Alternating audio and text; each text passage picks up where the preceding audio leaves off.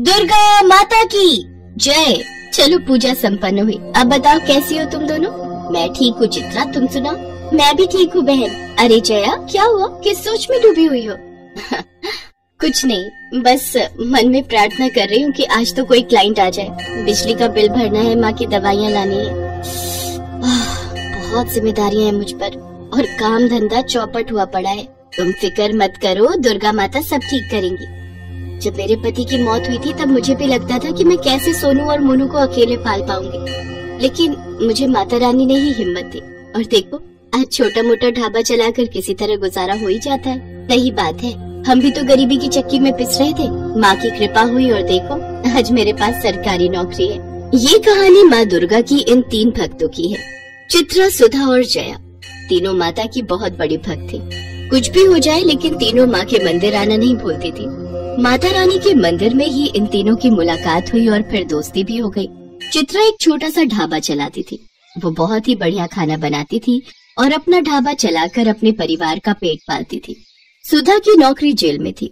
वो वहाँ पर प्रहरी का काम करती थी, जबकि जया ने वकालत की पढ़ाई की हुई थी, मगर उसके पास केस ही नहीं आते थे। यही कारण था कि उसकी माली हालत अच्छी नहीं थी। ऐसे में चित्रा और सुधा हमेशा उसे हिम्मत बंधाती थी और कभी कभार उसकी मदद भी कर दिया करती थी। फिर एक दिन जब चित्रा अपने ढाबे पर माँ दुर्गा की पूजा कर रही थी, तभी उसके ढाबे पर काम करने वाला केशव भागा भागा उसके पास आया। दीदी सुनो ना। रुक, पहले ये प्रसाद को और अब बोल। दीदी लगता है माता रानी ने आपकी सुन ली। मतलब? देखो दीदी, वो जो नदी के पास होटल है ना, बड़ा सा। कौन सा? वो रिवर व्यू होटल? हाँ दीदी वही। उन्हें अपने होटल के लिए एक बढ़िया सा शेफ चाहिए और उसके लिए वो एक प्रतियोगिता करा रहे हैं, जिसे जीतने वाले को वो अपने होटल में शेफ का काम देंगे और अच्छी पगार भी। अरे वाह केशव, क्या खबर लाए। अरे मैं दिन रात एक कर दूंगी, लेकिन वो प्रतियोगिता जीत कर दिखाऊंगी। बस माता रानी का आशीर्वाद बना रहे। चित्रा अपने स्वादिष्ट खाने के लिए पूरे मोहल्ले में मशहूर थी। सभी लोग उसके हाथ के स्वाद के कायल थे, सिवाय उसकी पड़ोसन दिव्या के। वो हमेशा ही उससे चिढ़ती थी। होटल की प्रतियोगिता वाली बात जब दिव्या को पता चली तो उसने सोचा, चित्रा की बच्ची, चाहे कुछ भी हो जाए तुझे तो मैं जीतने नहीं दूंगी। जीतना तो दूर, मेरे रहते तो उस प्रतियोगिता में हिस्सा ही नहीं ले पाएगी। एक तरफ दिव्या चित्रा के खिलाफ जाल बुन रही थी, तो दूसरी तरफ सारा दिन बीत जाने पर भी जया के पास कोई केस नहीं आया। उसने मायूस होकर अपना केबिन बंद किया और मन में सोचने लगी, आज भी कोई केस नहीं आया।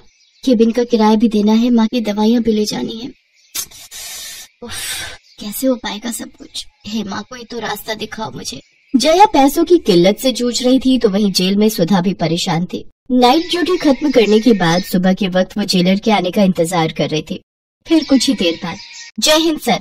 जय हिंद। हाँ कहो। सर मैं प्रहरी सुधा हूँ, बैरक नंबर 3 और 4 में मेरी ड्यूटी है। हाँ तो? सर वो नवरात्रि आ रही है तो छुट्टी चाहिए थी। क्यों? छुट्टी लेकर क्या करोगी? सर वो माँ की चौकी सजानी है और। देखो इन सब कामों के लिए छुट्टी नहीं मिलेगी। अच्छा तो सर बस नवमी के ही दिन की छुट्टी दे दीजिए। जाओ यहाँ से, कहा ना छुट्टी नहीं मिलेगी। जी सर। जय हिंद। सुधा अपना सा मुंह लेकर जेलर के कमरे से बाहर निकल आई। जया और सुधा जहाँ दुखी और परेशान थे, तो वहीं चित्रा कुकिंग कंपटीशन को लेकर उत्साहित थे। लेकिन वो नहीं जानती थी कि उस पर दुखों का पहाड़ टूटने वाला था। नवरात्रि के ठीक एक दिन पहले जब चित्रा पूजा पाठ के लिए अपने घर की सफाई कर रही थी, तभी उसके घर के सामने पुलिस की गाड़ी आकर रुकी। हाँ जी कहिए। तुम्हारा नाम चित्रा है? हाँ जी, पर हुआ क्या है? अरे हमें तुम्हारे घर की तलाशी लेनी है। इतना कहकर इंस्पेक्टर ने चित्रा को धक्का दिया और 2-3 पुलिस वाले चित्रा के घर में रखे सामान को उलट पलट कर देखने लगे। और फिर, ये नशीली दवाइयों की पेटी कहाँ से ली तुमने और कहाँ बेचती थी ये सब नशे का सामान? मैं इस बारे में कुछ नहीं जानती इंस्पेक्टर साहब। इस पेटी में क्या है और ये मेरे घर में कैसे आई, मुझे कुछ नहीं पता। मैं तो पूरी ईमानदारी से अपना छोटा सा ढाबा चलाती हूँ साहब। अच्छा तो ठीक है, फिर अब जेल में अपने जैसे कैदियों के लिए खाना बनाना। पुलिस चित्रा को पकड़ कर ले गई। उधर अपने घर के दरवाजे पर खड़ी चित्रा की पड़ोसन दिव्या मुस्कुराने लगी। असल में ये उसी की चाल थी। दिव्या का पति मेडिकल स्टोर पर काम करता था और चित्रा के घर में वो नशीली दवाइयों की पेटी दिव्या ने ही रखी थी, ताकि चित्रा प्रतियोगिता में हिस्सा न ले पाए। फिर उसी रात जेल में। चित्रा तुम यहाँ कैसे? क्या बताओ बहन, मेरी तो किस्मत ही फूट गई। चित्रा ने रोते रोते सुधा को सारी बात बता दी। चित्रा के साथ जो हुआ उसे सुनकर सुधा की आंख में भी आंसू आ गए। तब चित्रा ने कहा, सुधा मेरे बच्चों को केशव के घर छोड़ देना बहन, मेरे पीछे वो उनकी देखभाल करेगा। एक माँ को अपने बच्चों की कितनी फिक्र होती है ना। पर माता रानी पता नहीं मेरी परीक्षा क्यों ले रही है। क्या हुआ? हमारा जेलर बहुत खड़ूस है। मैंने उससे 9वीं की छुट्टी मांगी तो उसने साफ मना कर दिया। कभी ऐसा नहीं हुआ कि अष्टमी या 9वीं पर मैंने कन्या पूजन नहीं किया हो, लेकिन इस बार चिंता मत करो सुधा, देखना माता रानी सब ठीक करेंगी। माँ दुर्गा की ये तीनों भक्त बहुत परेशान थे और ये देखकर दुर्गा माँ को भी अच्छा नहीं लग रहा था। तभी उनके पास नारद मुनि प्रकट हुए। नारायण नारायण। प्रणाम माते। माते, ये कैसी व्यथा है? आपके तीनों भक्त परेशान हैं। उन्हें आपकी कृपा की आवश्यकता है। आप चिंता न करें ऋषिवर, इनके दुखों का अंत निकट है और इसके लिए मुझे धरती लोक पर जाना होगा। जय हो माता रानी की जय हो। नारायण नारायण। नवरात्रि के दिन चल रहे थे और माता रानी की तीनों भक्त अपनी अपनी समस्याओं से जूझ रही थीं। लेकिन तीनों में से किसी ने भी माँ दुर्गा पर अपना विश्वास नहीं खोया था। सुधा ने जेल में ही माता रानी की चौकी सजा ली थी और नवरात्रि के पूरे व्रत भी रख रही थी। फिर अष्टमी के दिन जब सुधा माता रानी की पूजा कर रही थी, तब अचानक माँ दुर्गा की मूर्ति से तेज प्रकाश निकलने लगा, जिसे देखते ही सुधा की आंखें बंद हो गई। और फिर आंखें खोलो पुत्री। माँ आप साक्षात माँ दुर्गा मेरे सामने। मैं तो धन्य हो गई माँ। तुम्हें तुम्हारे काम से अवकाश नहीं मिला तो क्या हुआ? देखो मैं स्वयं तुम्हारे पास आ गई। सुधा की आंखों में खुशी के आंसू थे। उसने माँ की आरती की और उनके चरण स्पर्श किए और फिर, पुत्री मुझे तुम्हारी सहायता की आवश्यकता है। मेरी सहायता की? मैं एक तुच्छ प्राणी क्या कर सकती हूँ आपके लिए? चित्रा को यहाँ से बाहर निकालना होगा। मैं उसका रूप लेकर यहाँ रहूंगी और तुम्हें उसे इस कारागार से बाहर निकालना होगा ताकि वो कल होने वाली प्रतियोगिता में हिस्सा ले सके और अपना स्वप्न पूर्ण कर सके। जो आज्ञा माँ। माँ दुर्गा अपने साक्षात रूप में सुधा के साथ चित्रा के पास पहुँची, जहाँ चित्रा दीवार पर माँ की तस्वीर बनाकर उसकी पूजा कर रही थी। तभी सुधा ने चित्रा को पुकारा। चित्रा चित्रा देख जरा हमसे कौन आया है मिलने। साक्षात माता रानी। क्या ये सच है क्या? मैं कोई सपना देख रही हूँ? मैं तो धन्य हो गई माँ, आपके साक्षात दर्शन पाकर। अब मुझे जीवन में कुछ नहीं चाहिए, कुछ नहीं चाहिए।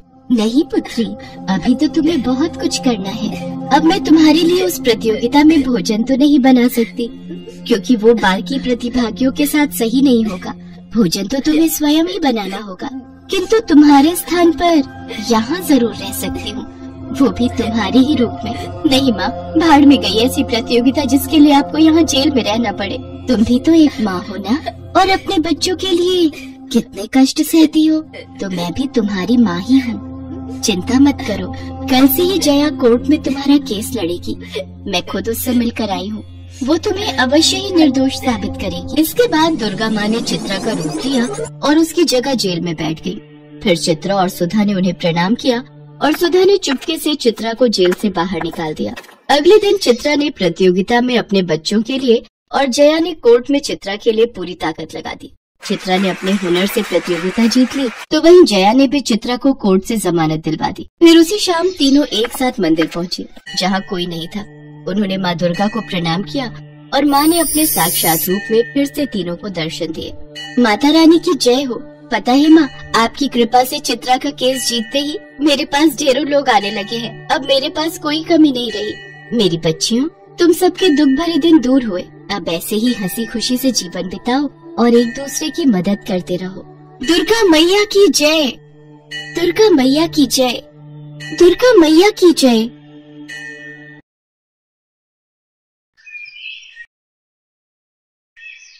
मुझे उस पुराने मंदिर का वो खजाना चाहिए किसी भी हाल में, पर देवी दुर्गा का वो त्रिशूल उस खजाने की रक्षा कर रहा है। तो मालिक उस त्रिशूल को हटा दीजिए, आपके लिए ये कौन सा मुश्किल काम है? वही तो मेरे लिए मुश्किल है। मुझे उस त्रिशूल को हटाने के लिए किसी शरीफ और ईमानदार व्यक्ति को ढूंढना होगा। इसके लिए मुझे प्रीतम नगर जाना होगा। तुम प्रीतम नगर का चप्पा चप्पा छान लो और जहाँ भी दिखे कि कोई व्यक्ति बिना किसी स्वार्थ के किसी दूसरे व्यक्ति की मदद कर रहा है, तो समझ जाना कि वो बहुत ही शरीफ और दयालु और ईमानदार है। आकर ये खबर मुझे दो। जादूगर कपाली बहुत ही बुरी प्रवृत्ति का था। उसे माँ दुर्गा के पुराने मंदिर का खजाना चाहिए था, जो मीलों दूर था, जहाँ पर कोई भी आता जाता नहीं था। जादूगर कपाली अपने चेले को ऐसे ही व्यक्ति की तलाश में भेजता है मालिक ने पता नहीं किस काम में लगा दिया। अब मैं ऐसा व्यक्ति कहाँ ढूंढूं? यहाँ बाजार में तो बहुत लोग नजर आ रहे हैं। जय दुर्गा मैया की बाबा। जय दुर्गा मैया की शिवा बेटा, मंदिर जा रहे हो क्या? हाँ बाबा, अपनी माँ दुर्गा को जब तक मिल ना लूं मेरा दिन शुरू ही नहीं हो सकता। जय दुर्गा मैया की अम्मा। जय दुर्गा मैया की शिवा बेटा। अम्मा संभल कर, लाओ ये गठरी मुझे दो, मैं घर तक छोड़ देता हूँ। जीते रह मेरे बच्चे, तू कितना सयाना है, हमारे गांव की शान है तू। जब देखो किसी न किसी की मदद को लगा रहता है। अब तू मुझे घर तक छोड़ेगा तो मंदिर को देर नहीं हो जाएगी। कोई बात नहीं अम्मा, मैं ये गठरी आपके घर पर रखता हुआ मंदिर चला जाऊंगा। आप धीरे धीरे घर पहुँचो। ये लड़का बहुत काम का है, मालिक को जाकर इसके बारे में बताऊंगा। पहले इसके बारे में जान लेता हूँ। अरे सुनो भैया, ये लड़का जो अभी यहाँ से गया है, ये कौन है? ये शिवा है। माँ तो बचपन में ही गुजर गई थी, अपने बूढ़े पिता के साथ यहीं पास में ही रहता है। बहुत अच्छा लड़का है, हमेशा सबकी मदद करता है। माँ दुर्गा का परम भक्त है ये। जल्दी से मालिक के पास पहुँचता हूँ, मेरा काम तो हो गया।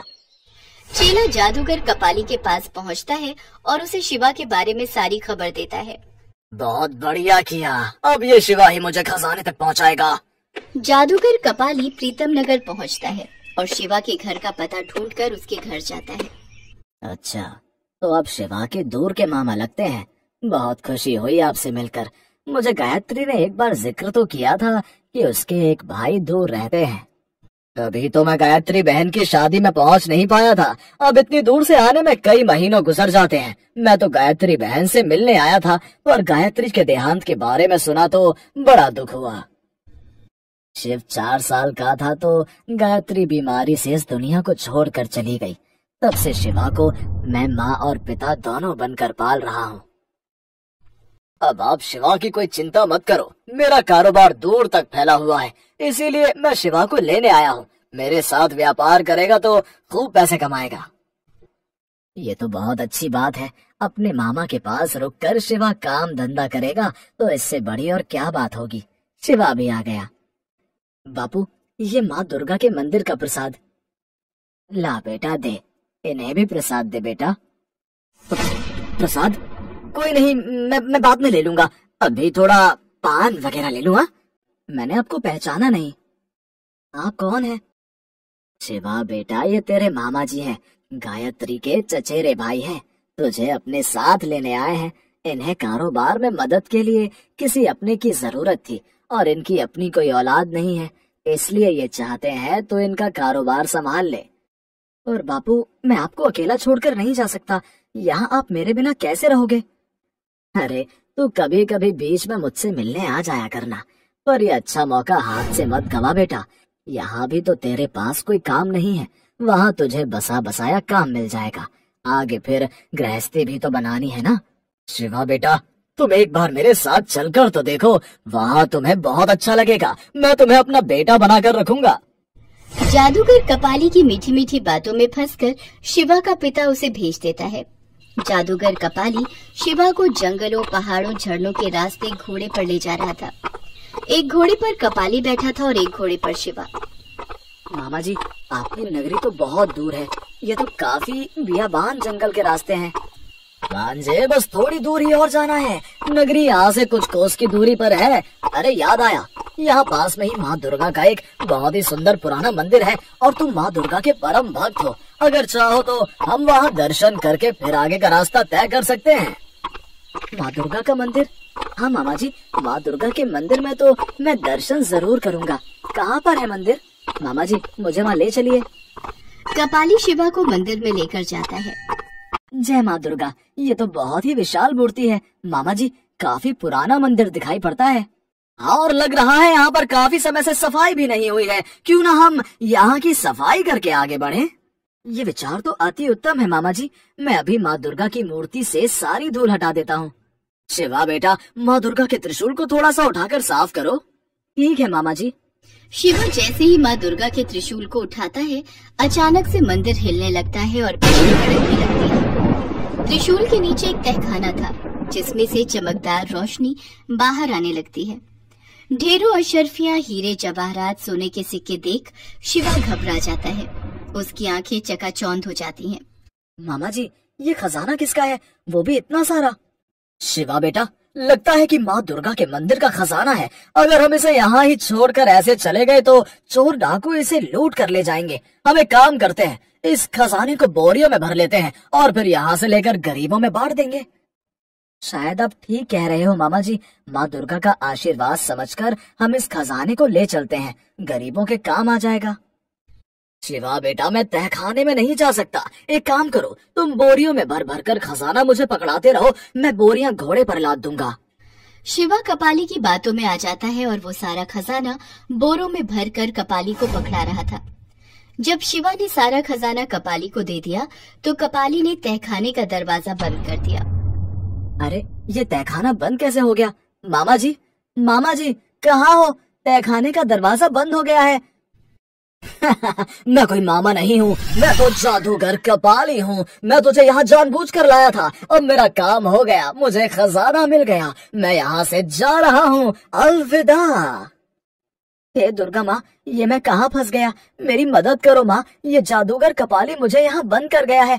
माँ, मेरी सहायता करो, नहीं तो ये जादूगर भाग जाएगा। हे दुर्गा माँ, मदद करो। जैसे ही शिवा माँ दुर्गा का ध्यान करता है, माँ दुर्गा की मूर्ति हिलने लगती है। मंदिर की घंटियां अपने आप बजने लगती हैं। तहखाने का द्वार अपने आप खुल जाता है और शिवा वहां से बाहर आ जाता है। जादूगर कपाली मंदिर से बाहर जा ही रहा था कि तभी शिवा को एक आकाशवाणी होती है। शिवा, इस त्रिशूल की सहायता से जादूगर कपाली का वध करो। इसने मेरे इस खजाने को पाने के लिए बहुत से निर्दोष प्राणियों को मृत्यु के घाट उतारा है। शिवा माँ दुर्गा के त्रिशूल को हाथ में लेता है और जादूगर कपाली के सीने में ठोक देता है। जादूगर कपाली वहीं मर जाता है और उसका शरीर राख बन जाता है। तभी वहाँ देवी दुर्गा प्रकट होती हैं।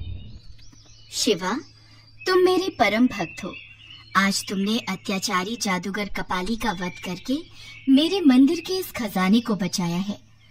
अब इस खजाने को प्रीतम नगर के राजा भान सिंह को सौंप दो। वो गरीबों की सहायता के लिए इस खजाने का उपयोग करेंगे। मेरा आशीर्वाद सदैव तुम्हारे साथ है। शिवा, मेरी कृपा तुम पर बनी रहेगी। माँ दुर्गा, आपके दर्शन करके मैं धन्य हो गया माँ। इसके पश्चात माँ दुर्गा अंतर्ध्यान हो जाती है। शिवा सारा खजाना लेकर राजा भान सिंह के पास पहुँचता है और उन्हें सारी बात बताता है। राजा भान सिंह शिवा की ईमानदारी पर बहुत प्रसन्न होते हैं और माँ दुर्गा का आशीर्वाद मानकर सारे खजाने को गरीबों की सहायता में लगा देते हैं। शिवा का पिता भी अपने बेटे के सकुशल लौटने से बहुत खुश था। राजा भान सिंह शिवा की ईमानदारी देखकर अपने राजमहल में ही उसे नौकरी पर रख लेते हैं और माँ दुर्गा के आशीर्वाद से शिवा अपने पिता के साथ खुशी खुशी रहने लगता है। तो दोस्तों, उम्मीद करते हैं आपको ये कहानी पसंद आई होगी। अगर आपने हमारे चैनल को अभी भी सब्सक्राइब नहीं किया है तो चैनल को सब्सक्राइब करें, बेल आइकन पर क्लिक करें, जिससे हमारी आने वाली वीडियो सबसे पहले आपको मिल सके। तो मिलते हैं ऐसे ही नई कहानी के साथ नेक्स्ट वीडियो में। आप सभी को राधे राधे।